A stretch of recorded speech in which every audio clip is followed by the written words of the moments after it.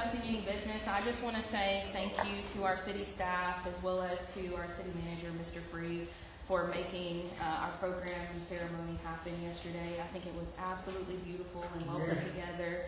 And I also want to say thank you to Anniston City School System, our board, for approving it, allowing us to have the program there.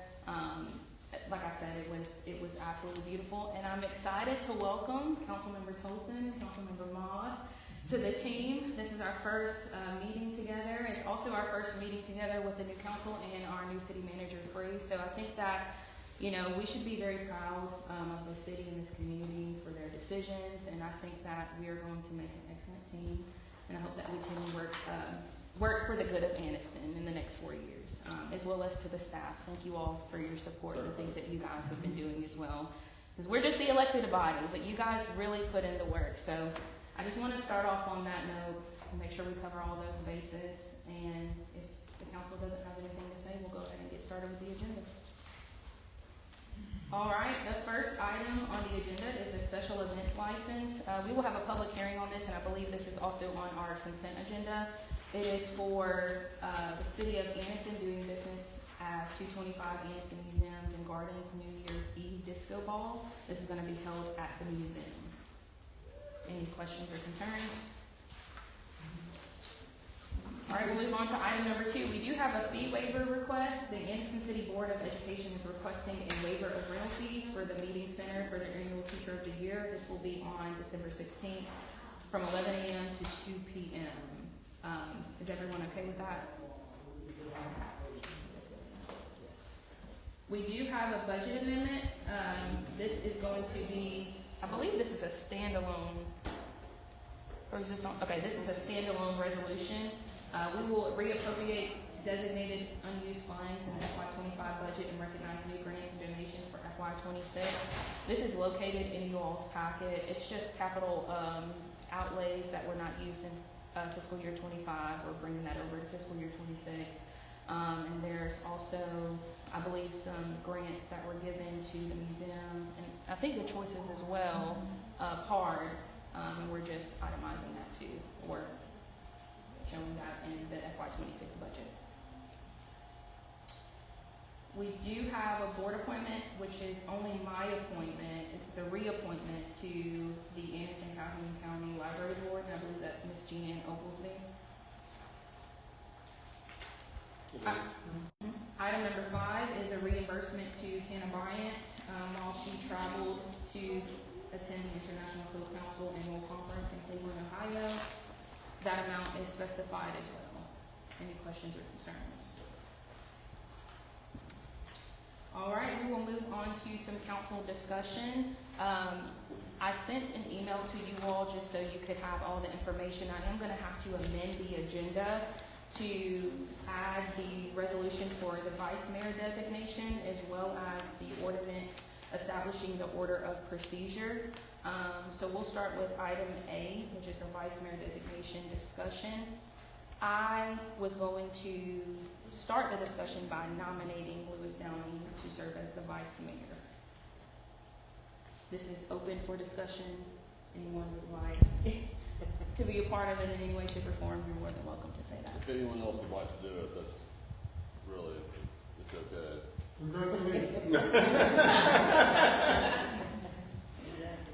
Are we okay with that? Mm-hmm. Okay. So I will amend the agenda today to do a standalone resolution appointing Lewis Downing as the vice mayor.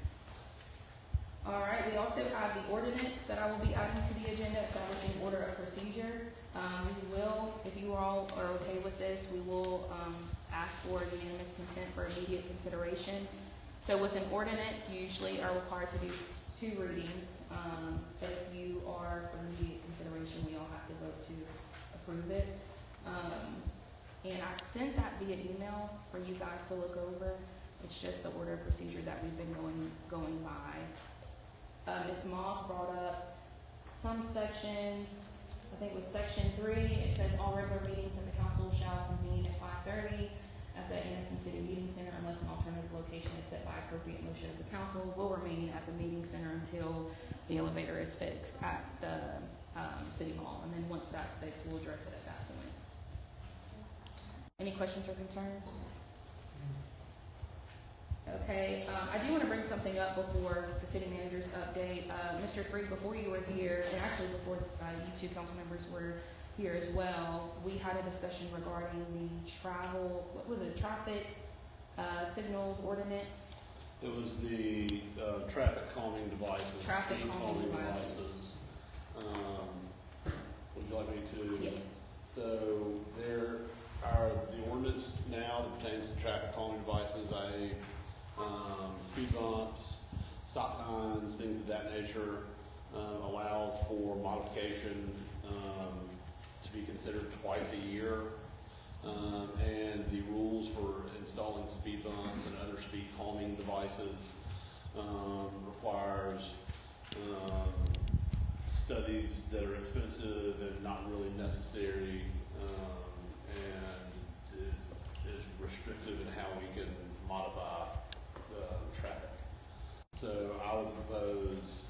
I have proposed that we modify the ordinance pertaining to speed calming devices to reflect better ease of use. So the ordinance, I will email you all a copy tonight, or you don't have. I'll have her email when we Okay, set up. I'll email you all copies of the proposed ordinance this evening that Public Works and the city engineer and myself worked on. And if you have it, I would like to get this done as soon as possible, because there's some areas in my ward anyway that need immediate attention. I would like to get that done at the next city council meeting, or at least a first reading. So I'll email you all that tonight if there are any changes that you would like to see in that. We can do those before the next work session. And Mr. Free will make sure you have it. And we'll, yeah. Do you remain in there twice a year consideration? Is that Sorry? remain in there? Only for stop signs, I believe. So I feel obliged to caution that when you send this draft, that it would be a violation of the Meetings Act if the council then talks about what they want to change. Certainly, but if they were to come up with, if they were to use that draft as a basis to formulate their opinion for the next work session. I just warning that, like, don't reply to his email and say, I'd like to see this. Right, yeah, it's just for your consideration for the next work session, so that you have the draft of the ordinance. We'll move on to city manager update. No, that's good. I got a couple of things. First one, discussion regarding our city hall operating hours. Several years ago, it was changed to 7 a.m. to 4 p.m. After being in the position, I've talked to numerous employees. I've looked at how many, citizens come in between 7 and 8. Very rare that anybody comes in between that time. For quality of life for the employees, moving our hours to 8 to 4:30 as our operating hours with a 30-minute lunch instead of a 1-hour lunch. Seems that it will help morale, and also it will match up with what the county does. Calhoun County's operating hours are 8 to 4:30. So I think this is something that we don't have to do a resolution on, but I did want to table it in the work session, to get any input or concerns about that. And when I say that, between lunchtime, the service window will be open. We're not closing at lunch because to me that's a key thing is people use their lunch to come over and do city business. And by extending it to extra 30 minutes, they have until 4:30 each day instead of us closing down at 4 p.m. I think that's a really great idea. And more accessible for the citizens as well. So Right. I really appreciate you bringing that forward. And the second thing I have is something that was brought up was the Christmas parade participation fees. I know we have the Christmas parade coming up in December. Some of the consideration was right now it's a $25 fee for someone to enter the parade.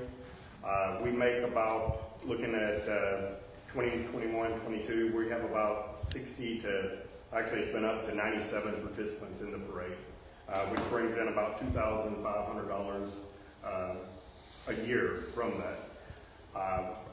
It's been asked that we look at removing that fee. From my side, I think one thing it eliminates people signing up at the last minute. You know, it does go through the process. What I look at is, should we look at a fee waiver program, which we already have that. If there was a school system or a veteran program, nonprofits, you know, they are automatically qualified for the waiver now.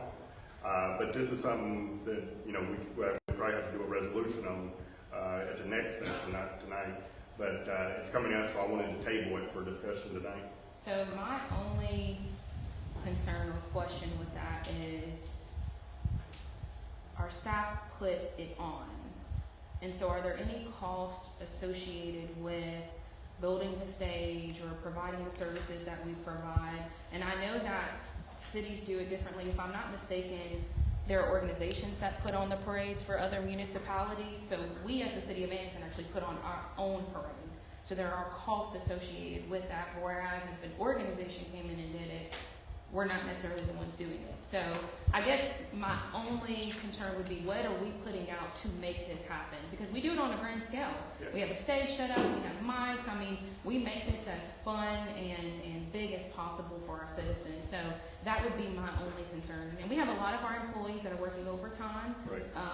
to make this happen. Our parade is also considerably larger than most other parades in the county. But I'm open to the discussion of waiving the fee. I mean, and my thought behind it is we leave the fee in place. I think $25 is a minimal fee. But like I said, we do have it already in our policy that, you know, nonprofits, veteran organizations, things of that nature do not have to pay. But it was something that was brought up that I wanted, like I said, I felt it should be tabled. But the mayor's right, you know, you look at our overtime for police officers, the vehicle, you know, all the roadblocks we set up, the park, our public works section, you know, putting everything together, we spend a lot more than what we bring in of the $2,500. And by charging that fee, it keeps people from canceling at the last minute, no showing on us putting resources, you know, thinking we're gonna have 300 participants and we only have 100 because they don't have, you know, they didn't put in any fees or anything, so they just decided not to show up. So that. The last part of the comment, I agree with that, but I thought our objective was to get people to come participate in our parade. And I wonder where the fact is that we be charging a fee in order for them to come in. But, as you say, if in fact, do they have a deadline to say when they must cancel if they're going to cancel? They have to, I believe the deadline is 2 weeks prior. That gives us time to get them in line. The fee was originally $50, and when I started managing the parade, I went to Mr. Folks and we discussed that that some cities didn't charge, and so we dropped it down to 25. But like Mr. Free said, we if it's a nonprofit and they show proof of their nonprofit status, that fee's automatically waived. Schools, their fees automatically waived, and then downtown businesses, the fee is waived. But we do require that they submit the application. I believe the deadline is 2 weeks prior, and maybe 1 week prior, but that's so that we have time to get them assigned numbers in their lineup. We have at times had 96 entries, and that is well over like 150 actual vehicles or units, because like for example, a Jeep club might sign up and bring 25 cars. So we do have one of the largest parades in the county, I would venture to say. It's very Let me ask you, normally who do we charge for $25 to when they come for participants? People running for political office. We've had senators enter it before. Some are businesses, some are other organizations. The Jeep clubs normally pay because they're not a nonprofit, they're a club. So I'll say, myself and another business downtown for the past several years have had a float in the parade. Our families ride, we throw out stuffed animals and candy, and just for fun.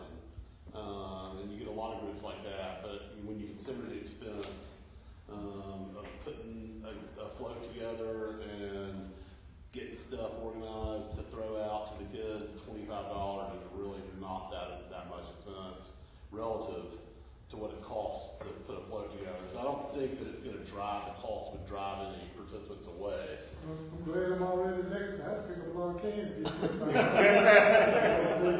That's right. Thank you, man.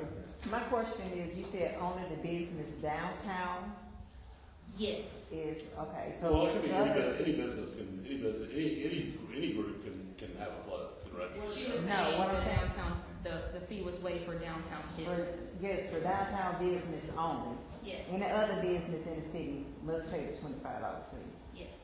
And why is that? The only thing I can say is because it's organized by Main Street and because the parade goes down in front of their businesses, so we do extend that offer to them. I'm open to, whatever the council desires that we do, but. I'm just feeling like it's kind of biased because if we all have business in the city of Anniston and we all paying a tax to have a business here, then we should all be treated the same.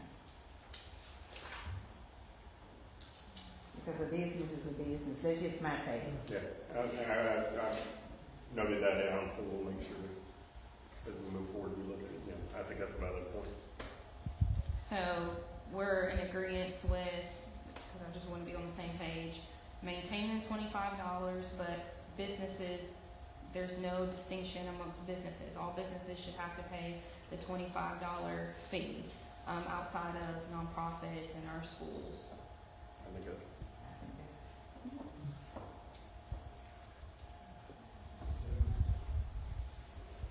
Yes, sir.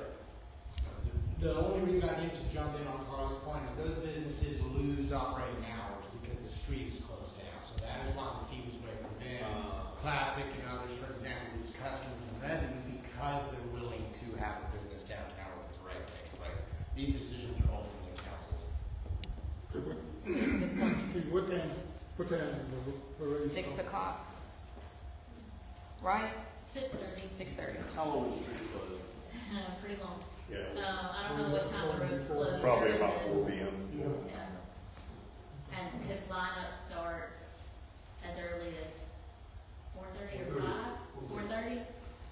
And so we start clearing the roads even before then. We put the signs out a week in advance, letting people know that the road will be closed on that day. And then I would say maybe around 12 o'clock is when they actually start going through and telling people to, maybe around 2, sometime between 12 and 2, to clear the roads. So, I mean, on one hand, you want to say that brings business to these people because, walking down the sidewalk, but to be honest, most people come to watch the parade, not to shop, so they do lose out in that respect.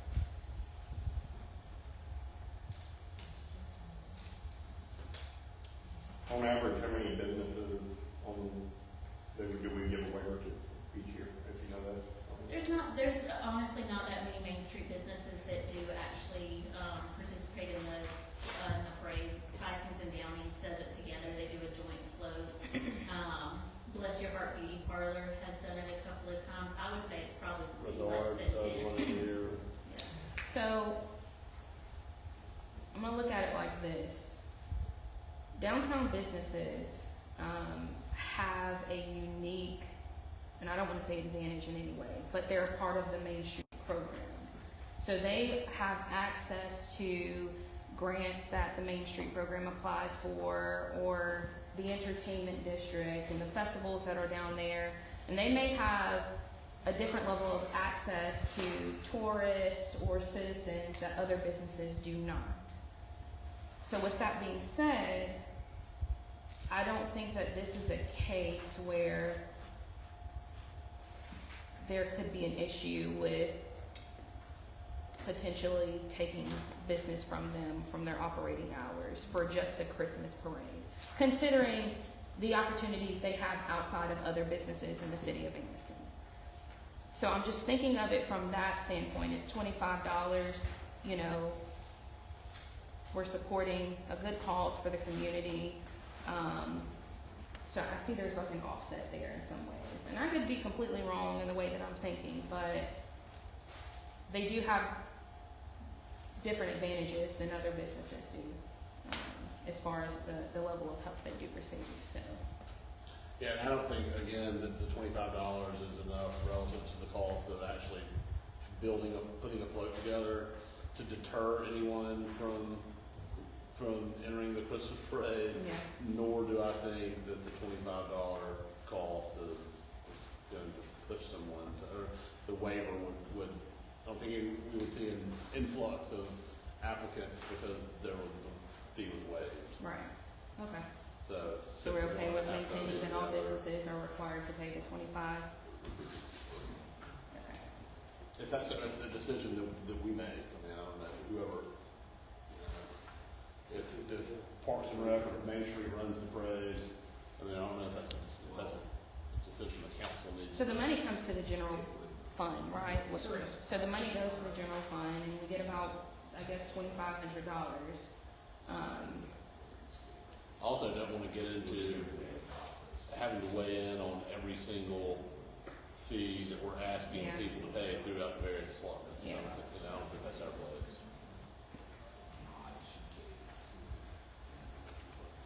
We'll figure out who, if we have to do a resolution, we'll do one. If not, if this is an administrative task, we'll take care of it. At least we're on one board about, you know, what fees we're going to do. Mr. Free, do you have any other updates? No, ma'am. All right, with that being said, we are going to adjourn and start the formal council meeting at 5:30.